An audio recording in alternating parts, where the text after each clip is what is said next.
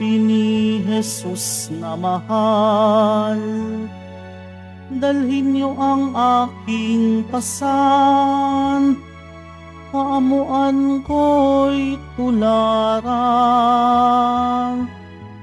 Alleluia,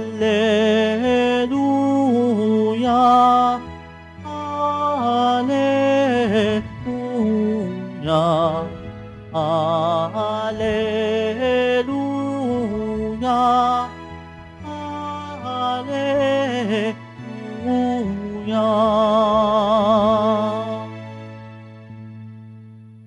Sumainyo ang Panginoon at sumayo rin ang mabuting balita ng Panginoon ayon kay San Mateo.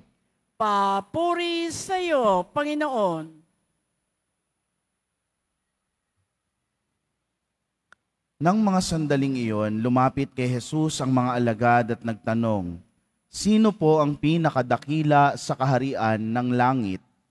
Tinawag ni Jesus ang isang bata, pinatayo sa harapan nila at sinabi, "Tandaan ninyo ito, kapag hindi kayo nagbago at tumulad sa mga bata, hinding-hindi kayo mabibilang sa mga pinaghaharian ng Diyos. Ang sino mang nagpapakababa na gaya ng batang ito ay siyang pinakadakila sa mga pinaghaharian ng Diyos. Ang sino mang tumanggap sa isang batang ganito dahil sa akin ay ako ang tinatanggap. Ingatan ninyo na huwag hamakin ang isa sa maliliit na ito. Sinasabi ko sa inyo, sa langit, ang kanilang mga anghel ay laging nasa harapan ng aking Ama. Ano sa akala ninyo ang gagawin ng isang taong may 100 tupa kung maligaw ang isa sa mga iyon? Hindi kaya niya iiwan ang 99 na nanginginain sa kaburulan upang hanapin ang naligaw? Sinasabi ko sa inyo, kapag nasumpungan niya ito, higit niyang ikinagagalak ang isang ito kaysa 99 na hindi naligaw. Gayon din naman, hindi kaloob ng inyong Ama na nasa langit na mapahamak ang isa sa maliliit na ito." Mga kapatid, ang mabuting balita ng ating kaligtasan.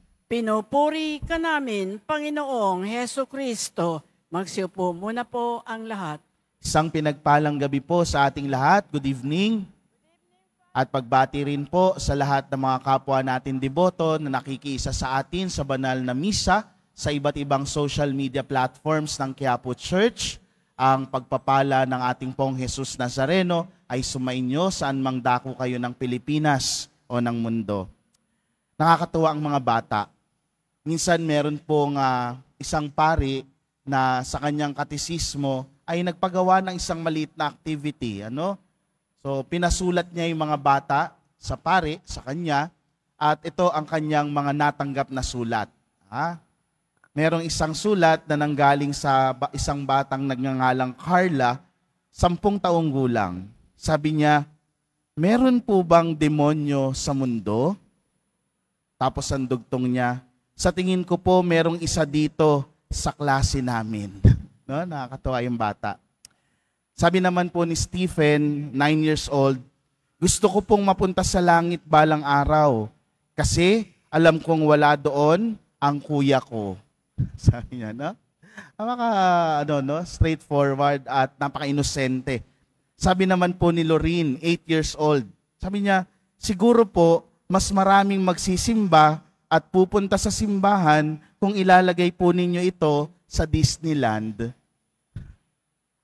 May punto yung bata, Sabi naman po ni Joshua, 10 taon, "Sabi ni tatay, dapat ko daw pong matutunan ang 10 utos.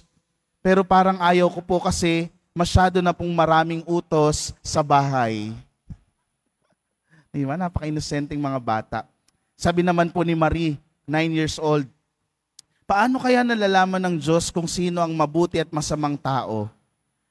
Sinasabi niyo po ba sa kanya? O nababasa niya po ba sa dyaryo?" Nanisipan niya yung pari yung nagsasabi sa Diyos kung sino yung masama at mabuti.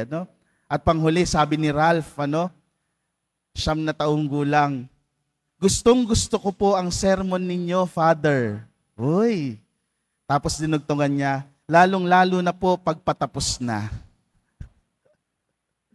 Napaka-prangka, walang halong kasinungalingan, totoo, at minsan o madalas nakakatawa. Ganyan ang isang batang magsalita. Sa buhay po, madalas ang hinahangad natin ay ang pinaka-the best at ang pinakamalaking parte ng kung ano ang pwede nating makuha. Ipinaglalaban natin ang posisyon, ang kayamanan. Gusto natin nang nasa pwesto tayo ng karangalan at kinikilala. Mas ginugusto nating maging sikat. Lalo sa panahon natin ngayon, mag-TikTok ka lang dyan, gumawa ka lang ng mga reels, magiging big time ka na. Kesa pinipili nating maging maliit at hindi kilala. We want to be big rather than small. We want to be high rather than humble and lowly. Kaya buhay na buhay sa atin, ang tinatawag nating crab mentality. Minsan to the extreme, doon napupunta yung kagustuhan nating sumikat, yung gusto nating yumaman, ay nahihila natin pababa yung ating kapwa. Madalas na sa pagnanais nating mauna at mapunta sa itaas, nahihila natin ang ating kapwa pababa. Kaya magandang paalala ngayon ng ating ebanghelyo. Tinatawag tayong maging parang mga bata. May kababaang loob, may kakontentuhan, masaya pag masaya din ng iba, marunong ding maging masaya para sa tagumpay ng iba. Mga kapwa ko deboto, na ang Poong Jesus Nazareno, hindi naman masama na hilingin na maging bata rin tayo kagaya ng mga batang tunay na bata. Bakit? Kasi in reality, lahat naman tayo anak ng Diyos. So kung tayo ay anak ng Diyos at siya ang ating Ama, marapat lamang na maging parang bata tayo sa harap ng Diyos. Ito yung magandang matutunan sa mga bata. Kahit na tayo ay matanda o senior citizen na, matuto tayong maging kagaya nila. Inosente, walang kasinungalingan, mababa ang loob, at maging bukas lagi na matuto mula sa Diyos. Matuto tayo sa mga turo at halimbawa ng tinatawag natin pong millennial saint na si Saint Therese of Lisieux. The little way, na palagi ang gawin ng maliit na mabubuting bagay araw-araw.